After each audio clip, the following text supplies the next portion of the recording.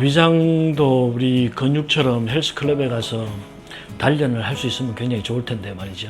이 내장 속에, 이 뱃속에 들어있는 내장 기관은 그렇게 단련할 수 없기 때문에 평소에 어떤 다른 방법으로 관리를 해 주셔야 됩니다. 이 위장, 소장, 대장은 전부 자율신경계에 속하기 때문에 사실은 이런 근육처럼 내가 움직이라고 할 때 움직이는 것이 아니거든요.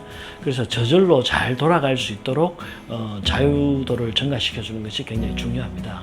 그러니까 어떤 부하를 많이 걸지 않는 게 좋거든요. 그래서 제일 중요한 게 과식하지 않는 습관입니다.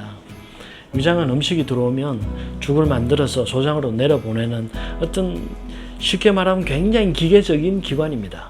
그러니까 내가 할 수 있는 양보다 더 많이 들어오면 이 손상을 일으키고 파업을 하게 되죠. 그래서 조금만 더 먹으면 체한다, 막혀서 잘 안 내려간다, 답답하다고 하는 느낌들이 다 위장이 힘이 약해서 그런 겁니다. 너무 많이 들어오면 아무리 힘이 강해도 그렇게 부하가 걸릴 수밖에 없습니다. 그래서 첫째로 과식을 피하셔야 됩니다. 그 다음에 이 두 번째로, 위장이라는 기관은 이 마음하고 굉장히 연결이 되어 있습니다. 그래서 우리가 스트레스 받으면 위장병이 생긴다고 하잖아요. 신경성 위장병이 제일 많고, 왜냐하면 이 자율신경의 영역에 속하기 때문에 부교감신경의 대표적인 장기가 위장이거든요. 사람이 스트레스를 받아서 교감신경이 흥분하면 뚜껑이 열리고 김 나고 눈에 불 나오고 입은 바짝바짝 타고 주먹에 힘이 들어간단 말이죠. 그때 위장은 딱 멈추어 버립니다. 그런데 이런 어떤 스트레스 상황이나 긴장 상황이 잠시 있다가 끝나면 괜찮은데 장기간 지속될 때 위장에 탈을 일으키는 것이거든요.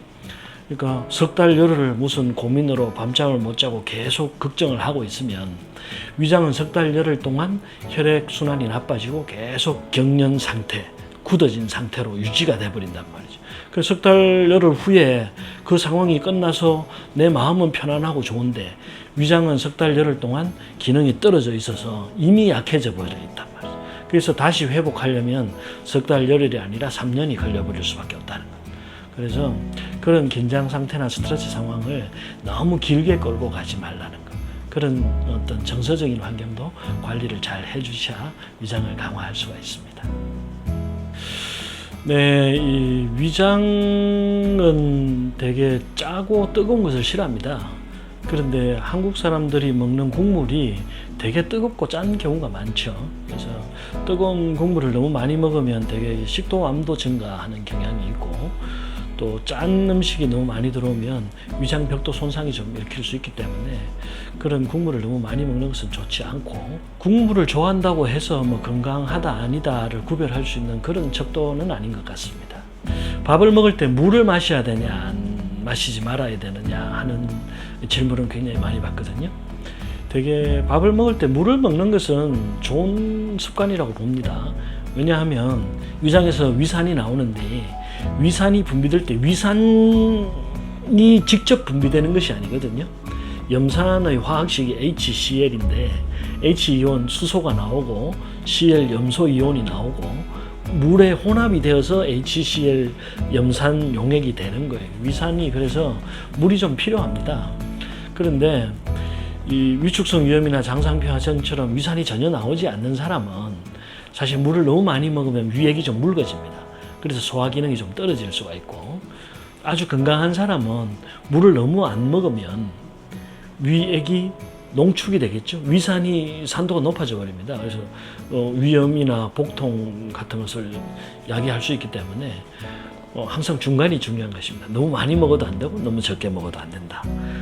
그 다음에 이 물이라는 것은 소화 과정에 굉장히 중요한 역할을 합니다. 위장을 지나서 소장에 내려가면 음식이 분해가 되잖아요.